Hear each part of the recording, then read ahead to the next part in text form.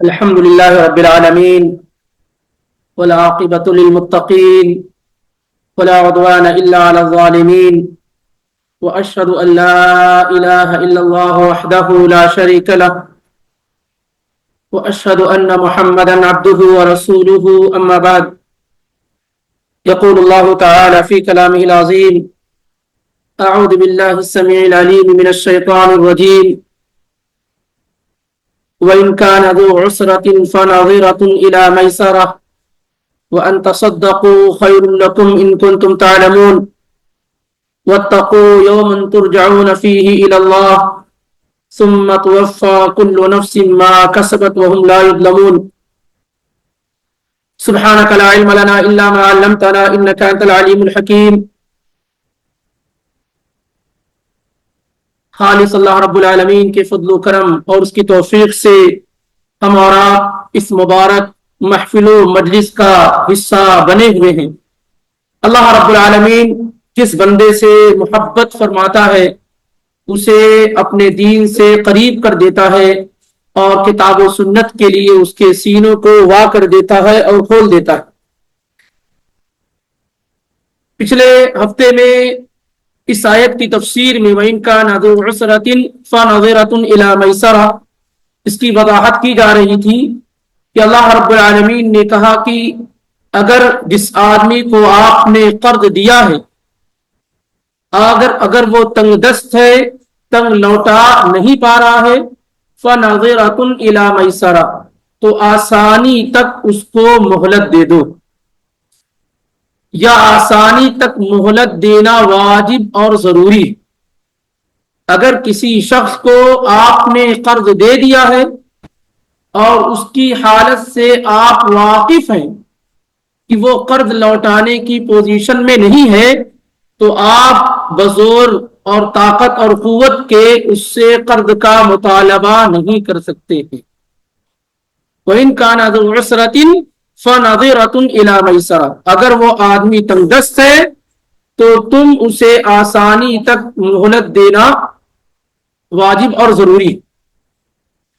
وَأَن تَصَدَّقُوا خَيْرٌ لَكُمْ إِن كُنتُمْ تَعْلَمُونَ اور اگر تم صدقہ کر دو، معاف کر دو تو یہ بہت بہتر ہے اگر تمہیں علم ہو، اگر تم جان لو کہ اس شخص پر جس نے آپ سے قرض لیا اور قرض لوٹانے کی پوزیشن میں نہیں ہے، اگر تم اس کو مہلت دے دو تو یہ بھی بڑا اجر و ثواب ہے، اور اگر معاف کر دو، چھوڑ دو، صدقہ کر دو تو یہ تو بہت بڑا ثواب ہے اگر تم جانتے ہو. اور اس سلسلے میں اللہ کی توفیق سے پچھلے ہفتے میں کئی احادیث ہم اور آپ نے کیا ہے پڑھی ہیں، اور یہ بات ہمارے سامنے آئی ہے کہ کئی لوگ قیامت کے دن جن کے پاس ایک بھی نیکی نہیں ہوگی، کتنے لوگ قیامت کے دن جن کے پاس ایک بھی نیکی نہیں ہوگی سوائے اس نیکی کے کہ انہوں نے لوگوں کو قرض دیا ہوگا اور ان کے ساتھ آسانی کا معاملہ کیا ہوگا.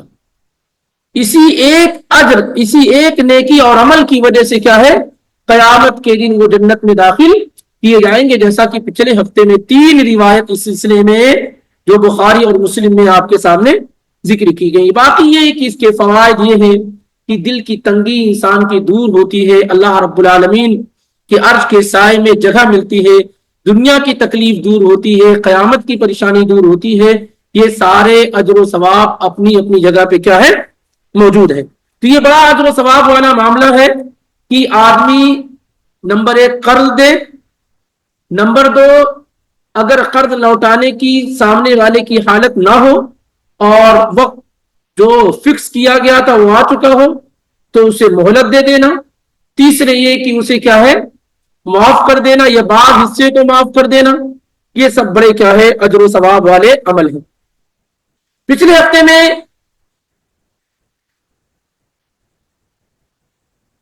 یہ بات ہو رہی تھی کہ قرض دینے کا فائدہ کیا ہے، کیونکہ اس زمانے کے اندر ہر آدمی یہ چاہتا ہے کہ اگر وہ کچھ دے رہا ہے تو اسے کچھ ملنا چاہیے. یہ بالکل کامرشیل لائف ہے اس زمانے کی، تجارتی لائف ہے، تجارتی زندگی ہے. ماں باپ اپنے بچوں تک سے تجارت کرتے ہوئے نظر آتے. جو بچہ زیادہ پیسے کماتا ہے وہ بڑا اچھا، بڑا کامیاب ہے. دوسرا بچہ دین پہ قائم ہے اس کی قدر نہیں ہوتی. گھر میں جو بچہ زیادہ پیسہ لے کر آیا اس کی قدر کیا ہے؟ زیادہ ہوتی ہے، اس کی سنی جاتی ہے، اس کی قدر کی جاتی ہے. اب معیار جو زندگی ہے وہ بالکل بدل چکا ہے.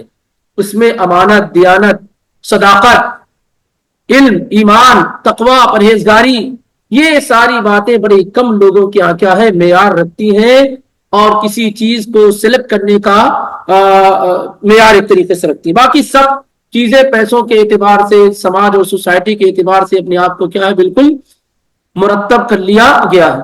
تو اس سماج میں ظاہر ہے کہ جہاں پر پیسوں سے کمانے، جہاں پر آدمی پیسے اس لیے جمع کرتا ہے تاکہ اس سے انٹرسٹ ہے، جہاں پر آدمی رشوت کھاتا ہے، تو ایسے زمانے میں کیسے کوئی آدمی کسی کو قرض دے گا اور بغیر کسی منافع کے؟ اتنا بڑا کلیجہ کہاں سے لائے وہ کہ 1 لاکھ کسی کو قرض دے اور 1 سال کے بعد واپس لے اور 1 لاکھ ہی ملے اس کو؟ یہ تو بڑا مشکل معاملہ ہے. تو ظاہر ہے یہ چیزیں اسی وقت ممکن ہو سکتی ہیں جب ایک آدمی کے دل کے اندر تقوی موجود ہو، آخرت میں جواب دہی کا احساس ہو، اور مال کی نعمت کا اسے احساس ہو. اللہ تعالیٰ نے اسے مجھے دیا ہے تو میں اللہ کے بندوں پر اسے خرچ کروں، ان تمام چیزوں کا احساس ہو تو پھر اس کے لیے قرض دینا کسی کو کیا ہے آسان ہو جاتا ہے. ورنہ اچھے اچھے پیسے والے کہتے ہیں کہ بھائی زہر کھانے کو بھی پیسے نہیں ہیں، پیسے پڑے ہوئے ہوتے ہیں لیکن کیا کہہ دیتے ہیں کہ زہر کھانے کے لیے پیسے نہیں ہیں.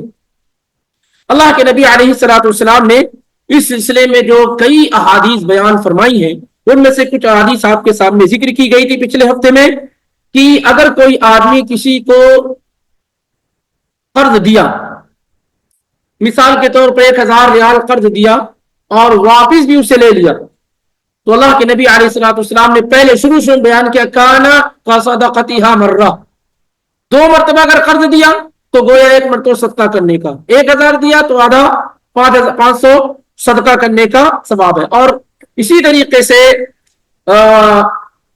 ان کی روایت ذکر کی گئی تھی ابن عثمان وغیرہ کی، جس میں انہوں نے قرض دیا تھا، پھر قرض کو لے لیا، پھر دوبارہ قرض دیا یہ کہہ کر کے کہ 2 مرتبہ قرض دینے سے 1 مرتبہ پورا صدقے کا اجر و ثواب مل جاتا ہے. اور اس سلسلے میں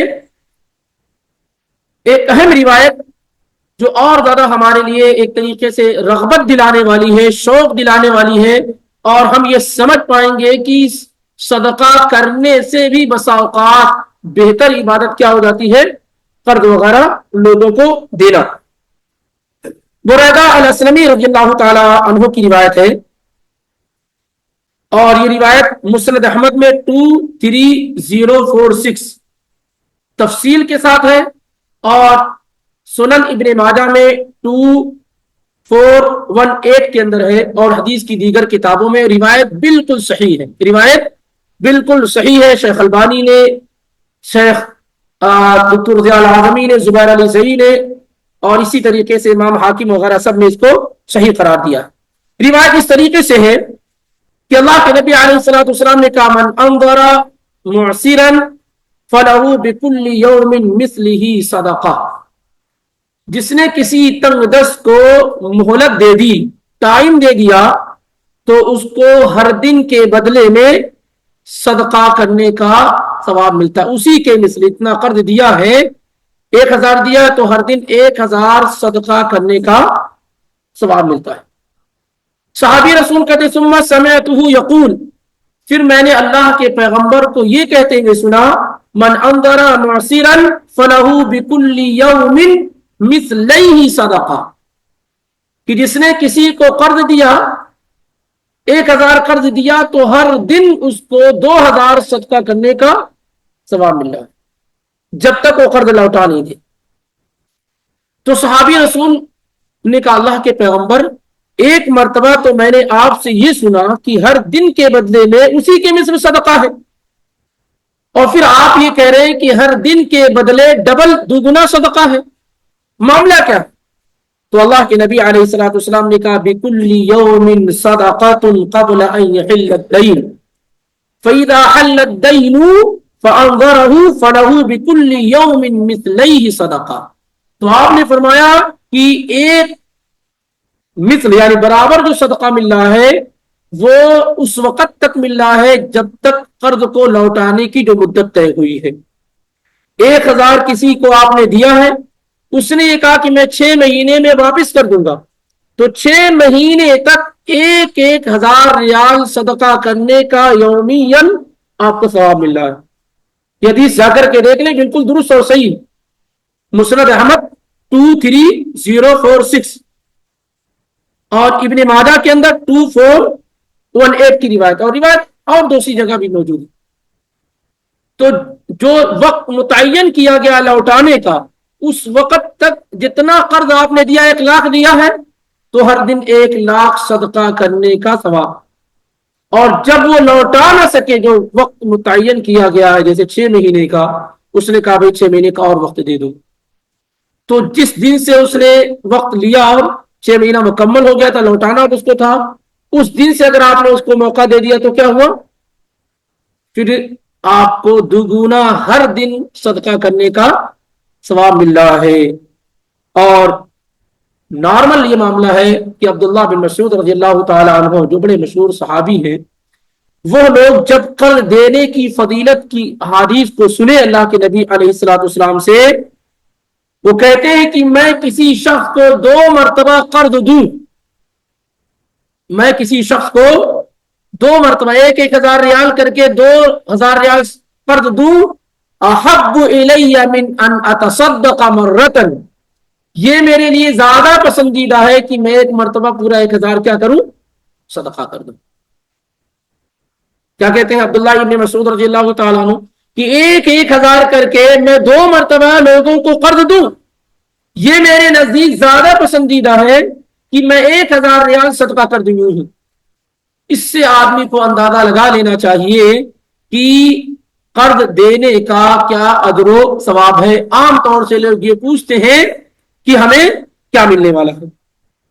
اسی طریقے سے آگے اللہ رب العالمین نے اب اس کے بعد یہ بات بیان فرمائی ہے, بڑی عمدہ بات, قرض کی آیت ہے, یہ معاملہ ہے. اس کے بعد اللہ تعالیٰ نے کس طریقے سے کہتے ہیں دکھتی رگ پر ہاتھ رکھ دینا. اب اس کے بعد اللہ تعالیٰ نے کیا کہا, وَاتَّقُوا يَوْمًا تُرْجَعُونَ فِيهِ إِلَى اللَّهِ. ظاہر یہ معاملہ آسان نہیں ہے نا, کہ کسی کو یوں قرض دے دینا, مہلت دے دینا, معاف کر دینا, نرمی کرنا, یہ ساری کی ساری چیزیں کیا ہے, آسان نہیں. تو اللہ تعالیٰ نے کہا وَاتَّقُوا يَوْمًا تُرْجَعُونَ فِيهِ إِلَى اللَّهِ, ڈرو اس دن سے جس دن تم سارے کے سارے لوگ اس کی طرف لوٹائے جاؤ گے. ڈرو اس دن سے, حالانکہ معاملہ کیا کچھ اور چل رہا, لیکن اللہ تعالیٰ نے کیا کہا اس آیت کے بعد, وَاتَّقُوا يَوْمًا تُرْجَعُونَ فِيهِ إِلَى اللَّهِ, ڈرو اس دن سے جس دن تم لوگ اس کی طرف لوٹائے جاؤ گے. ثُمَّ تُوَفَّى كُلُّ نَفْسٍ مَا كَسَبَتْ وَهُمْ لَا يُظْلَمُونَ, پھر ہر ایک کو مکمل بدلہ دیا جائے گا, کسی کے ساتھ ذرہ برابر ظلم نہیں کیا جائے گا. جس نے جو کچھ کیا ہے اس کا مکمل اسے بدلہ دیا جائے. ثُمَّ تُوَفَّى كُلُّ نَفْسٍ مَا كَسَبَتْ, ہر نفس کو مکمل بدلہ دیا جائے گا, ما کسبت, جو اس نے کمایا کیا. وہم لا یظلمون, سال میں کوئی پر ظلم نہیں کیا جائے گا. اب یہاں پر اللہ تعالیٰ یہ بتانا چاہ رہا ہے, دیکھو یہ دنیا اور دنیا کی تمام چیزیں زائل ہو جائیں گی, یہ پیسے ختم ہو جائیں گے, یہ دنیا ختم ہو جائے گی, یہ عیش ختم ہو جائے گا, اور پھر تم اللہ رب العالمین سے تمہاری ملاقات ہوگی. دولت چھوڑ کر کے, مال چھوڑ کر کے, پیسے چھوڑ کر کے, یہ ساری کی ساری چیزیں چھوڑ کر کے کیا ہے, تم اللہ رب العالمین سے ملاقات کرو گے. تو ایسی چیزوں کی تیاری کرو جو اللہ سے ملاقات کو آسان کر دے, اور اس کے پاس سے تمہیں کیا ہے, بشارت اور خوشخبری ملے, کیونکہ اللہ تعالیٰ ہر عمل کا مکمل بدلہ تمہیں دے گا.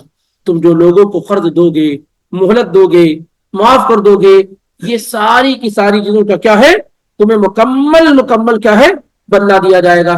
یہ جب اللہ تعالیٰ نے بیان کیا تاکہ لوگوں کے لیے جو سودی کاروبار اس سے بچنا آسان ہو جائے, کیونکہ اس سے پہلے کی آیت کیا ہے, سود سے متعلق تھی. تو اللہ تعالیٰ نے کہا وَاتَّقُوا يَوْمًا تُرْجَعُونَ فِيهِ إِلَى اللَّهِ, ڈرو اس دن سے جس دن تم سارے لوگ اللہ کی طرف لوٹائے جاؤ گے, اور پورا حساب اور کتاب ہوگا. کیونکہ أَحَلَّ اللَّهُ الْبَيْعَ وَحَرَّمَ الرِّبَا, اللہ نے سود کو حرام اور تجارت کو حلال قرار دیا ہے. اس لیے حرام کے ساتھ اگر اللہ سے ملاقات ہوگی تو اس دن سے کیا ہے, ڈرو. پھر اسی طریقے سے اللہ تعالیٰ نے کہا جو معسر ہے, تنگ دست ہے, قلاش ہیں, فقیر ہیں, ان کے ساتھ احسان کا معاملہ کرو، اور یاد رکھو کہ ایک دن سارے لوگوں کو اللہ کی طرف لوٹ کر جانا ہے، اور وہ ذرہ برابر کسی پر ظلم نہیں کرتا ہے۔ تو جس نے اچھا عمل کیا ہوگا اللہ اس کو اچھائی کا پورا بدلہ دے گا، اور جس نے برا عمل کیا ہوگا اس کو اس کی برائی کا مکمل بدلہ ملے گا۔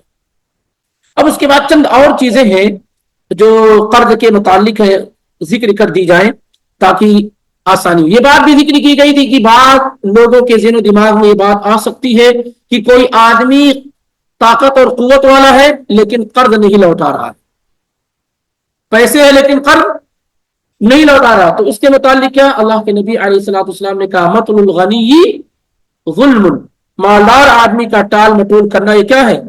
ظلم ہے، اور ظالم کو ظلم کرنے سے کیا ہے؟ روکا جائے گا۔ ظالم کو ظلم کرنے سے کیا ہے؟ روکا جائے گا۔ بخاری کی روایت ہے 2287 اور مسلم میں 1564 کی روایت ہے۔ دوسری بات اللہ کے نبی علیہ الصلوۃ والسلام نے بیان کیا کہ اگر کوئی آدمی قرض نہیں لوٹا رہا حالانکہ طاقت اور قوت والا پیسے والا ہے تو آپ نے فرمایا لید الواجدی یحل عرضہ وعقوبتہ، ایسا آدمی جو طاقت اور قوت رکھتا ہے پھر بھی قرض نہ لوٹائے تو پھر ایسی صورتحال میں اس کے ساتھ سختی کرنا اور اسی طریقے سے اس کو قید کرنا، اس کو سزا دینا کیا ہے؟ جائز اور درست ہو جاتا۔ ظاہر ہے یہ عام آدمی کے بس کی بات نہیں ہے، یہ بھی اسی وقت مثال کے طور پہ اگر سامنے والا کمزور ہے تو آپ اس سے بول سکتے ہیں، اس کو سزا دے سکتے ہیں۔ اگر طاقت اور قوت والا ہے تو کیا آپ خود بجائیں گے۔ کبھی کبھی یہ ہوتا ہے کہ آدمی کسی کو قرض دے دیتا اور وہ آدمی اتنا پاورفل ہوتا ہے کہ قرض لینے کے لیے جائے تو آپ ہی کے جان کے لالے پڑ جاتے ہیں۔ ایسا بھی معاملہ ہے کہ ایک آدمی نے قرض دے دیا اور جب اپنے قرض کا مطالبہ کرنے گیا تو کیا ہے وہ خود اس کو دھمکانا شروع کر دیا، دوبارہ آ گئے تو خیریت نہیں، ساری کی ساری چیزیں ہو سکتی۔ تو ایسی جگہوں سے بچنا ہے، پھر اپنے آپ کو بچانا ہے۔ لیکن جہاں پہ اسلامک اسٹیٹ ہے، اسلامک حکومت ہے، قوت اور طاقت ہے، تو ایسے لوگوں کے خلاف کیا ہے؟ آواز اٹھائی جائے گی۔ سنن ابو داؤد میں روایت موجود ہے 3628 میں اور نسائی میں 4689 میں اور حدیث کی دیگر کتابوں میں، جس میں اللہ کے نبی علیہ الصلوۃ والسلام نے اس بات کی اجازت دی ہے کہ مالدار آدمی اگر قرض لوٹانے میں ٹال مٹول کر رہا ہے تو پھر اس کے ساتھ کیا ہے؟ سختی کی جا سکتی ہے۔ ایک ہے معاملہ یہ سبھی جانتے ہیں کہ جب آدمی کسی کو قرض دے رہا ہے تو اس سے زیادہ کا مطالبہ نہیں کر سکتا ہے، نہ کسی اس طرح کا کوئی کانٹریکٹ کر سکتا ہے۔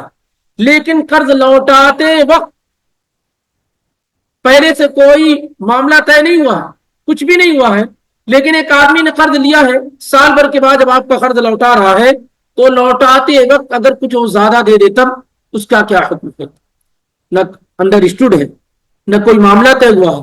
وہ شخص اپنی خوشی کے ساتھ اگر قرض لوٹاتے وقت زیادہ دے دے تو اس طرح کا معاملہ سود میں کاؤنٹ نہیں کیا جاتا ہے، جائز اور درست۔ اللہ کے نبی علیہ الصلوۃ والسلام نے کہا تم میں بہتر لوگ وہ ہیں جو قرض کی ادائیگی بہترین انداز میں کیا ہے؟ کرتے ہیں۔ اللہ کے نبی علیہ الصلوۃ والسلام سے کتنی مرتبہ اس بات کا ثبوت ہے کہ آپ نے قرض لوٹاتے وقت کیا ہے؟ زیادہ دیا ہے۔ قرض لوٹاتے وقت کیا ہے؟ آپ نے زیادہ دیا ہے۔ کچھ دعائیں اللہ کے نبی علیہ الصلوۃ والسلام سے ثابت ہے جس سے قرض کی ادائیگی انسان کے لیے کیا ہے؟ آسان ہو جاتی ہے۔ کیونکہ شروع میں ہم لوگوں نے پچھلے ہفتے میں پڑھا کہ قرض دینا تو اچھی چیز ہے لیکن قرض مانگنا یہ اچھی چیز نہیں۔ قرض دینا اچھی چیز ہے لیکن قرض طلب کرنا یہ بہترین چیز نہیں۔ اللہم انی اعوذ بک من المأثم ومن المغرم، اللہ کے نبی ہمیشہ ہر نماز میں قرض سے پناہ مانگا کرتے تھے۔ لیکن انسان کو ضرورت پیش آ سکتی، قرض لینے کی ضرورت کیا ہے؟ پیش آ سکتی۔ اگر وہ آدمی ادائیگی کی نیت سے قرض لے رہا ہے تو اللہ تعالیٰ کی مدد اور نصرت اس کے ساتھ ہوتی ہے جب تک کہ اس کا قرض ادا نہیں ہو جاتا ہے۔ یہ روایات سب پچھلے دنوں میں گزر چکی ہیں۔ تو جو مشہور روایت ہے قرض سے بچنے کے لیے، اس کی ادائیگی کے لیے، کون سی روایت؟ اللہم اکفنی بحلالک عن حرامک، اللہم اکفنی بحلالک عن حرامک واغننی بفضلک عمن سواک، اے اللہ تو میرے لیے کافی ہو جا، ان حلالک بحلالک، حلال کے ساتھ، یعنی اے اللہ تو مجھے حرام سے بچا کر میرے لیے حلال کی جانب سے تو کافی ہو جا. وَأَغْنِنِي بِفَضْلِكَ عَمَّنْ سِوَاكَ، اور اپنے علاوہ تمام لوگوں سے بچا کر اپنے فضل و کرم سے مجھے کیا ہے، بے نیاز اور مالدار کر دے. یہ روایت سنن ترمذی میں 3563 میں موجود ہے. تو یہ مشہور روایت، اس کے علاوہ اور بھی کئی دعائیں اللہ کے نبی صلی اللہ علیہ وآلہ وسلم سے ثابت ہے. مشہور دعا اللہم انی اعوذ بک من الہم والحزن والکسل والبخل والجبن وضلع الدین وغلبۃ الرجال. ضلع الدین، قرض کے بوجھ سے. یہ بھی کیا ہے، بخاری اور مسلم میں دعا موجود ہے اور بڑی پیاری دعاؤں میں سے ایک ہے. بخاری میں 6363 اور مسلم میں 1365 میں موجود ہے. اب آگے بڑھتے ہیں. کچھ احکامات اس کے بعد والی جو آیت آ رہی ہے اس میں آ رہے ہیں، اور انشاءاللہ باقی جو چیزیں ہیں وہاں ہم پڑھ لیں گے. اس کے بعد اللہ تعالیٰ نے بیان کی آیت نمبر 282 ہے، 282 نمبر کی آیت ہے. یا ایھا الذین آمنوا اذا تداینتم بدین الی اجل مسمى فاکتبوہ. اس سے پہلے یہ بات یاد رہے، سب سے لمبی آیت ہے یہ، قرآن حکیم کی سب سے لمبی آیت ہے. آیت الدین پورے ایک صفحے کی ہے، پورے ایک صفحے کی یہ آیت ہے، سب سے لمبی آیت جو اللہ تعالیٰ نے قرآن حکیم میں بیان کی. اور سب سے چھوٹی آیت سورہ مدثر کی آیت نمبر 21 ثم نظر، ثم نظر. یہ سب سے چھوٹی آیت قرآن کی، اور سب سے لمبی آیت آیت الدین، قرض والی آیت. یا ایھا الذین آمنوا اذا تداینتم بدین الی اجل مسمى فاکتبوہ. اور سب سے چھوٹی ثم نظر، کیونکہ اس میں صرف 5 حرف ہیں. اور 2 آیات ایسی ہیں قرآن میں جس میں سارے حروف ہجا آ گئے ہیں، جتنے بھی عربی الفابیٹس ہیں وہ سب کیا ہے، اس میں آ گئے ہیں. ایک آیت ثم انزل علیکم من بعد الغم امنۃ النعاس یغشی طائفۃ منکم. سورہ آل عمران کی آیت نمبر 154 ہے. اور دوسری آیت جو محمد الرسول اللہ والذین معہ اشداء علی الکفار، یہ آیت ہے سورہ فتح کی آیت نمبر 29. ان دونوں آیت کے اندر، آیت نمبر آل عمران کی 154 اور الفتح کی آیت نمبر 29، ان دونوں آیات میں پورے عربی کے جتنے بھی الفابیٹس ہیں وہ سب کیا ہے، آ گئے ہیں. اور اسی طریقے سے بتایا گیا تھا آپ کو کہ اللہ تعالیٰ نے پورے قرآن میں یا ایھا الذین آمنوا سے خطاب کتنی مرتبہ کیا ہے؟ اللہ تعالیٰ نے پورے قرآن میں یا ایھا الذین آمنوا سے خطاب، اے مومنو. اللہ تعالیٰ مومنوں سے مخاطب قرآن میں کتنی مرتبہ ہوا ہے جی؟ 89 مرتبہ. کتنی مرتبہ؟ 89 مرتبہ. 89 مرتبہ اللہ تعالیٰ نے مومنوں کو مخاطب کیا ہے. اور جیسا کہ ذکر کیا گیا تھا کہ سورہ بقرہ میں کتنی مرتبہ؟ 11 مرتبہ صرف سورہ بقرہ میں، 11 مرتبہ صرف سورہ بقرہ میں. اور آج جو آیت پڑھی جا رہی آخری آیت ہے، سورہ بقرہ کی آخری آیت ہے جس میں اللہ تعالیٰ یا ایھا الذین آمنوا اذا تداینتم بدین الی اجل مسمى فاکتبوہ سے مخاطب ہو رہا ہے. اور 20 مقامات پر اللہ تعالیٰ نے سارے لوگوں کو مخاطب کیا. یا ایھا الناس، سارے لوگوں کو اللہ تعالیٰ نے مخاطب کیا ہے. اور یا ایھا الناس قرآن میں کتنی مرتبہ آیا ہے؟ 20 مرتبہ. اور سورہ بقرہ میں 2 مرتبہ آیا ہے، ایک مرتبہ آیت نمبر 21 میں اور دوسری مرتبہ آیت نمبر 168 میں.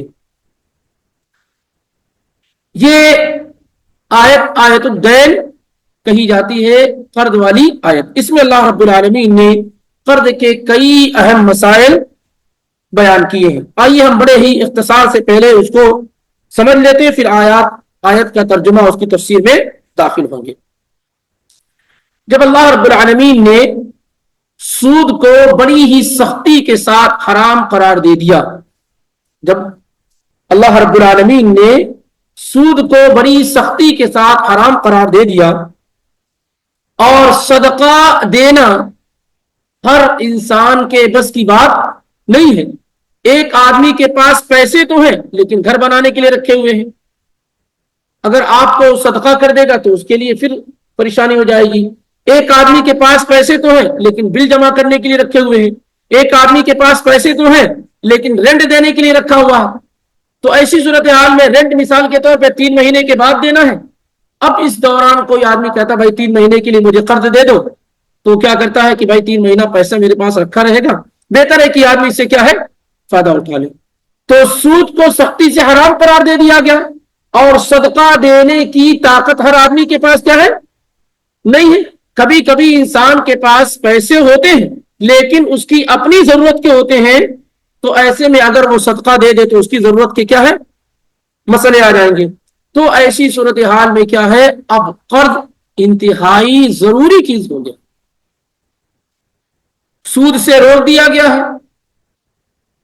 انفاق فی سبیل اللہ کو ابھارا گیا ہے. لیکن شاید ہر آدمی کا ایمان اس لیول اور درجے کا نہ ہو کہ یوں ہی ہر آدمی کو پیسہ دیتا پھرے, لیکن دے رہا ہے اس طریقے سے کہ لوٹ کر واپس آ جائے گا تو آسان ہے.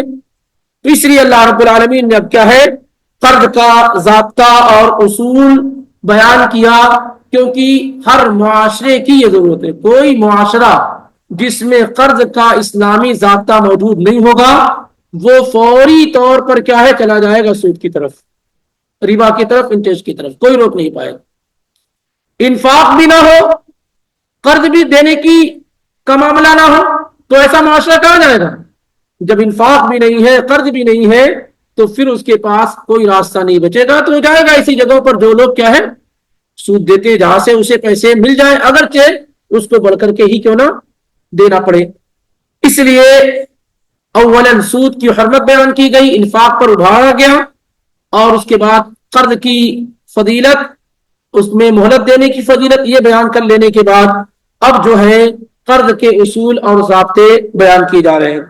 اگر اصولی طور پر یا پرنسپل اور بڑی بڑی چیزوں کو دیکھا جائے تو قرض کے لین دین میں 3 بنیادی چیزوں کو مد نظر رکھنا چاہیے. ایسے چھوٹی چھوٹی کئی چیزیں ہیں, لیکن اگر بڑی بڑی چیزوں کو دیکھا جائے تو کسی سے قرض لیتے اور دیتے وقت 3 بنیادی چیزوں کو ذہن میں رکھا جائے. سب سے پہلی چیز کیا ہے, فَاكْتُبُوهُ, اسے لکھنا. کیا ہو, جب قرض لیا دیا جائے تو کیا کیا جائے, اسے لکھ لیا جائے. دوسری چیز یہ ہے کہ اس کی مدت مقرر کر لی جائے کہ قرض کب لوٹایا جائے گا. اور تیسری چیز یہ ہے کہ اس پر گواہ بنا لیے جائیں,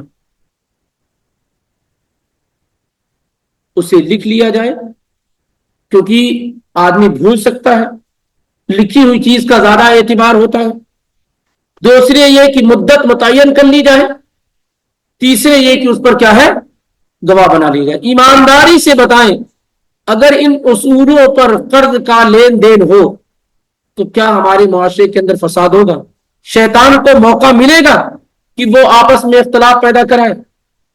اور ان اصولوں کے ساتھ اگر قرض کا لینا دینا ہو تو کس قدر آسان ہوگا قرض کا لوٹانا, کیونکہ یہ ساری کی ساری چیزیں اللہ تعالیٰ نے قرآن میں بیان کی ہیں. انشاءاللہ اس کو ہم تفصیل سے آگے پڑھنے والے ہیں. عام طور سے کیا ہوتا ہے کہ جب لوگ ادھار لیتے ہیں یا قرض لیتے ہیں یا ادھار میں کوئی چیز سامان خریدتے ہیں تو اگر لکھا پڑھی کی جائے, گواہ بنا لیے جائے تو کہتے ہیں آپ کو اعتماد نہیں ہے مجھ پر. یہ بڑی بیماری ہے. یہ کیا ہے, بڑی بیماری کہ اتنا بھی اعتماد نہیں ہے آپ کو, آپ مجھ کو جانتے نہیں, پہتے اتنے دنوں کا ساتھ ہے. میرے بھائی یہ اللہ اور اس کے رسول کا حکم ہے, اور اللہ تعالیٰ نے اخیر میں بیان کیا کہ اس میں جو بھلائی ہے وہ تم نہیں جانتے. آج کتنے جھگڑے اسی لیے ہو رہے ہیں کہ لکھا پڑھی نہیں ہوئی ہے, گواہ نہیں بنائے گئے ہیں, مدت متعین نہیں کی گئی ہے, کئی سالوں سے پھنسا ہوا معاملہ. کسی نے مطالبہ کیا, آپ نے دے دیا, اب مدت طے نہیں ہوئی کہ کب لوٹانا ہے, آپ مانگ رہے ہیں وہ دینے کے لیے تیار نہیں. یا کبھی ایسا ہوا کہ آپ نے قرض لیا, سامنے والا 2 دن کے بعد آپ کے دروازے پہنچ گیا, بھائی میں نے آپ کو قرض دیا لوٹا دو, ایسا بھی ہے. تو اس لیے کیا, اور پھر وہ جو اجر و ثواب کی بات ہے وہ بھی ایسی ہی رہے گی. اگر آپ فکس نہیں کرتے کب لوٹانا ہے تو ڈبل والا ثواب تو آپ کو ملنے سے رہا، پھر جو دگنا اجر و ثواب ملنا ہے وہ ملنے سے رہا، اور جو مہلت دینے والی بات ہو بھی گئی۔ اس لیے اس میں بہترین طریقہ کیا ہے؟ نمبر ایک، لکھا پڑھی کر لی جائے۔ آگے انشاءاللہ جب یہ آیت ایک 1 بائی 1 ہم چلیں گے تو اس میں یہ بتاؤں گا کہ یہ واجب ہے، ضروری ہے، نہیں ضروری ہے۔ ابھی موٹی موٹی چیزیں سمجھیں کہ نمبر ایک لکھ لینا، مدت متعین کرنا کہ کب لوٹایا جائے گا، اور نمبر 3 اس پہ کیا ہے؟ گواہ بنا لینا، کیونکہ عام طور سے ان چیزوں کا اہتمام نہ کرنے ہی کی وجہ سے آپس میں لڑائی اور مار پیٹ وغیرہ کی کیا ہے؟ نوبت آتی ہے۔ اللہ تعالیٰ نے کہا کہ یہ انصاف والی بات ہے، اس طریقے سے کر لینا، یہ زیادہ انصاف والی بات ہے، اور گواہی کو زیادہ درست رکھنے والی بات ہے۔ جب ایک چیز پہ آدمی گواہ ہو گیا ہے تو نہ سامنے والا یہ کر سکتا نہیں یہ کر سکتا ہے۔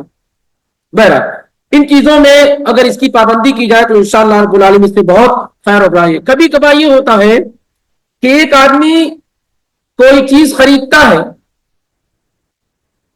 لیکن نقد نہیں خریدتا ہے۔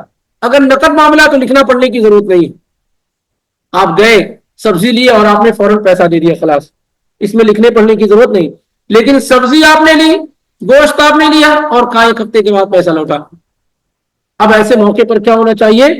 لکھا پڑھی ہو جانی چاہیے۔ کتنی مرتبہ ایسا ہوتا ہے، خاص طور سے انہی لوگوں میں ہوتا ہے جن سے قربت زیادہ ہوتی ہے، کہ آپ نے کوئی چیز لی اور کہا کہ 1 ہفتے کے بعد پیسہ دے دوں گا، سامان لے کر آئے اور آپ بھول گئے، اور سامنے والا بھی بھول گیا۔ اب یہ آپ کے ذمہ رہ گیا، سامنے والے کا مال آپ نے یوں ہی کیا ناحق کھا پی لیا۔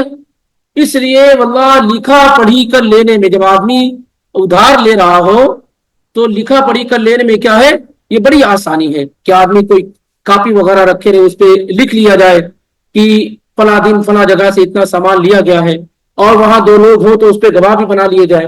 اور اس طرح کی کاپی ابھی تو بہت آسان ہے کہ آدمی کیا اس کی کاپی وغیرہ سب رکھ سکتا ہے، تصویر وغیرہ اس کی بنا کے رکھ سکتا ہے، کئی چیزیں ہیں۔ اور اگر جو فاتورہ وغیرہ کی شکل ہو جائے تو یہ بھی کیا ہے؟ ایک بہترین چیز، یہ بھی لکھا پڑھی کے حکم میں ہے۔ جو ابھی نئے فاتورے وغیرہ ہے نا، یہ سب کیا ہے؟ پیڈ ہے، ان پیڈ ہے وغیرہ وغیرہ، سب کیا ہے؟ یہ سب لکھا پڑھی کے حکم میں آئے گا۔ تو یہ چیزیں کیا ہے؟ مقرر کر لی جائے۔ ایسے کبھی ہوتا ہے کہ مثال کے طور پر ایک آدمی کہتا ہے کہ میں یہ گاڑی آپ سے کیا ہے، یہ سونا، خاص طور سے سونے کے موقع اچھی مثال آئی کہ ایک آدمی نے کیا کیا ہے کہ کسی سے کہا کہ میرے لیے اتنا سونا لے کر آ جاؤ، سونا لے کر آیا اور کہا آتے ہی پیسہ دے دوں گا۔ سونا اس نے دے دیا اور پیسہ وہ سامنے والا نہیں دیا۔ اب وہ یہ مطالبہ بھی نہیں کر رہا، کچھ لکھا پڑھی بھی نہیں، کچھ بھی معاملہ بھی نہیں ہوا کہ ہم پیسے لوٹائیں گے۔ اب جب سونے کی قیمت بڑھ گئی تو جو آدمی سونا لے کر گیا تھا وہ کہتا نہیں اب میرا سونا واپس کر دو، ہمیں پیسے نہیں چاہیے۔ کیوں؟ کیونکہ اس کی قیمت بڑھ گئی۔ اب وہ سامنے والا قیمت دینے کے لیے تیار ہے، سونا لوٹانے کے لیے تیار نہیں، کیونکہ سونا لوٹانے کی شکل میں اس کا اپنا نقصان ہو رہا ہے۔ تو اس طرح کی کتنی چیزیں کیا ہے؟ مشکلات کا شکار ہو جاتی ہیں، اور آدمی میں نفرت اور قدرت وغیرہ بڑھتی چلی جاتی ہے۔ اسی طریقے سے ایسے لوگوں کو گواہ بنا جائے ممن ترضون من الشہداء، جن سے کیا ہے؟ آپ راضی ہو، جن کے دین، اخلاق، امانت، دیانت سے آپ راضی ہو۔ ایسا نہ ہو کہ کسی کو بھی کیا ہے بنا لیا جائے۔ اصل معاملہ کیا؟ جیسے ایک آدمی لکھے گا، وہ آدمی جو قرض لے رہا ہے، کیونکہ حق اسی کا ہے نا، تو وہ آدمی لکھے گا جو قرض لے رہا ہے، اس کے اندر لکھنے کی طاقت نہیں ہے تو کسی سے لکھوائے گا۔ لکھنے والے کو بھی انکار نہیں کرنا ہے کیونکہ اللہ تعالیٰ نے اس کو یہ صلاحیت عطا کی ہے۔ لیکن جیسے مثال کے طور پر آدمی ایسے لوگوں کو گواہ بنا لے جس سے وہ ہیرا پھیری کر سکے۔ ایک غریب آدمی آیا قرض لینے کے لیے آپ کے دروازے پہ، اب اس کو لکھنا پڑھنا نہیں آتا ہے، آپ نے کسی سے کہا بھائی لکھ دو اس کا، اب اس نے 1000 قرض لیا تھا، آپ کاغذ پہ لکھ دے رہے ہیں کہ 1500 لیا ہے یا 500 لیا ہے۔ تو اس طرح کی چیزیں کیا ہے؟ نہیں ہونی چاہیے، کیونکہ اللہ تعالیٰ ان چیزوں کو خوب اچھی طریقے سے کیا ہے جان رہا ہے۔ کوئی چیز اللہ رب العالمین سے چھپی ہوئی اور مخفی اور پوشیدہ نہیں۔ اور یہ کہ اللہ تعالیٰ نے یہ کہا کہ کسی کو بھی اس میں تکلیف نہ پہنچائی جائے۔ ایسا نہیں کہ جو گواہ ہے بار بار اس کو طلب کیا جائے، بہت دور ہے، یا جو لکھنے والا ہے بار بار اس کو بلا کر کے بھائی یہ چینجنگ کر لو، چینجنگ کر لو، ایسا ان تمام چیزوں سے کیا ہے بچا جائے۔ تو یہ آیت الدین ہے कर्ज वाली आयत है। अब इंशाअल्लाह रब्बुल आलमीन आइंदा हफ्ते में अल्लाह रब्बुल आलमीन ने चाहा तो हम एक एक करके इस आयत को समझने की कोशिश करेंगे। उसके बाद रहन का मामला आता है, जिसकी एक गलत तस्वीर हमारे मुआशरे के अंदर क्या है, राइज हो चुकी है। रहन को कर्ज के तौर ज़कात उस पे रिबा के तौर पे इस्तेमाल करते हैं, सूद के तौर पे इस्तेमाल करते हैं, और उसको नाम क्या देते हैं, रहन का नाम देते हैं कि ये रहन है। इंशाअल्लाह इन चीजों की वजाहत आइंदा हफ्ते में अल्लाह रब्बुल आलमीन की तौफीक से आपके सामने की जाएगी।